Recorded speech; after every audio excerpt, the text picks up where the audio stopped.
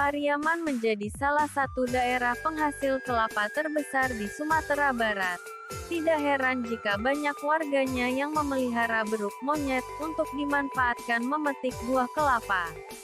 Di sini telah dibangun sekolah khusus beruk yang pertama di Indonesia, bahkan dunia. Agar dapat mengerti apa yang diperintahkan, beruk perlu dilatih terlebih dahulu.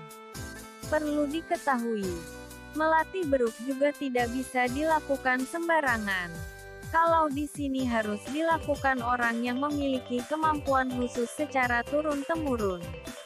Namun, saat ini badan usaha milik desa Bumdes Apar Mandiri Pariaman yang berada di Desa Apar, Kecamatan Pariaman Timur Kota Pariaman Sumatera Barat mendirikan Sekolah Tinggi Ilmu Beruk STIB Apar Mandiri. STIB ini selain untuk melatih beruk, juga dijadikan juga sebagai objek wisata di Pariaman.